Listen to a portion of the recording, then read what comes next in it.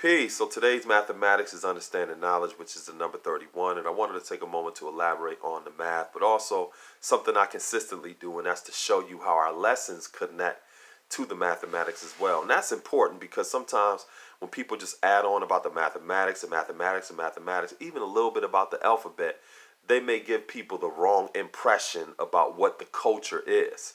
And our culture is an integrated system. It's a part of the math and the alphabet as well as the lessons and our chronology as a nation. And if a person doesn't take time to show you the connectedness of the lessons to our math and our alphabet, people may get the wrong impression about what it is that we actually living out. So, understanding knowledge of 31. If you relate it to the understanding knowledge or the 31st degree in our 1 to 40s, it asks us the question, to make devil, what must you first do? The answer to that question is, to make devil, you must first begin grafting from the original.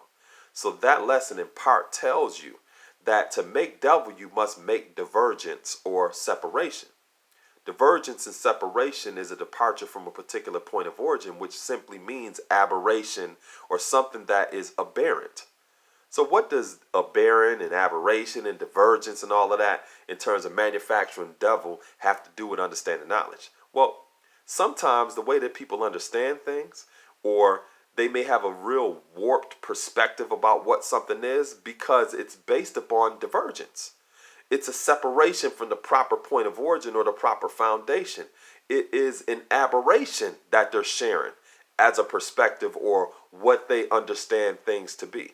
I remember one time I went to an event and there was a brother with me and his partner was on the other side of the room talking to a brother, and they was having a real lively conversation and they were smiling, and this dude got in his feelings talking about he want to go put hands on dude and what he gonna say to her and all this other stuff and blah blah blah blah blah, and he had a whole picture painted in his head about what that was on the other side of the room.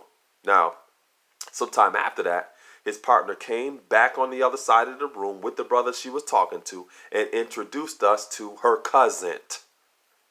It was for somebody that she grew up with. It was her uncle's son.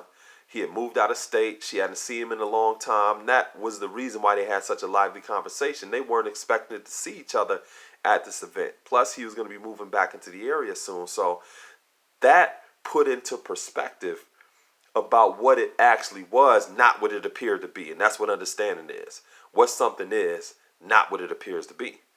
But it also revealed or exposed the fact that this dude was dealing with aberration, or a separation, or a departure from the right point of origin.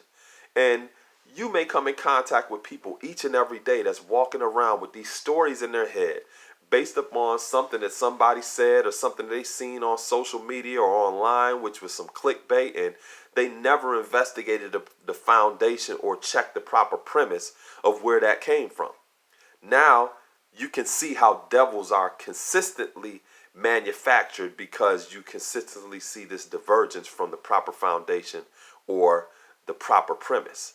Now, when you relate that understanding knowledge to the understanding knowledge degree in the 1 to 36, it asks us the question, then what happened? And I like that question because it's a when the dust settles type of question, because it encourages a person to draw the conclusion. Now, the same person that I was at this event with, if I would have just said, okay, so then what happened? If they're rational and they're logical, they would do much more investigation first to strive to find out what the origin of that was, or to check the foundation or the premise of what that relationship was. If they're irrational, he might have just went over there and put hands on dude, but you're still going to come to the conclusion that you were wrong to begin with. So sometimes when you see people who are walking around with these stories in their head, and you may know that it's a divergence from the proper point of origin or the proper premise, ask them, okay, then what happened? And when they say or give you some response, ask them, okay, so then what happened after that? The more you ask those questions, the more you encourage them to draw a conclusion.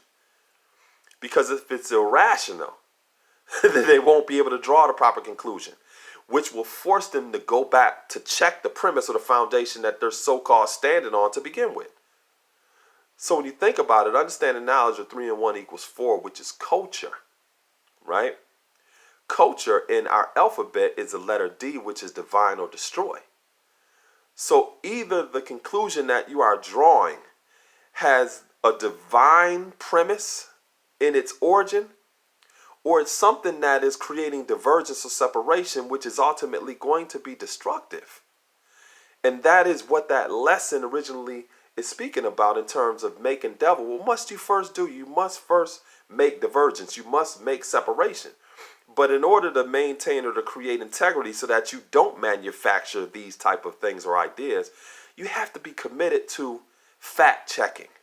You have to be committed to striving to stand on a proper foundation or proper premise so that you don't get caught up in the point of creating these stories in your head, which is a warped perspective of what something is. Because when the dust settles, you're going to be brought all the way back to the foundation to conclude that, yo, damn, I wasn't right and exact.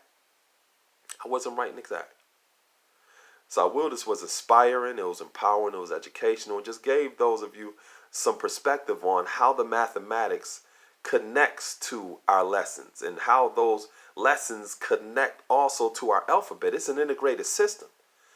And in order for a person to get more of a comprehensive perspective on what this culture is, you got to have all of the parts. Peace.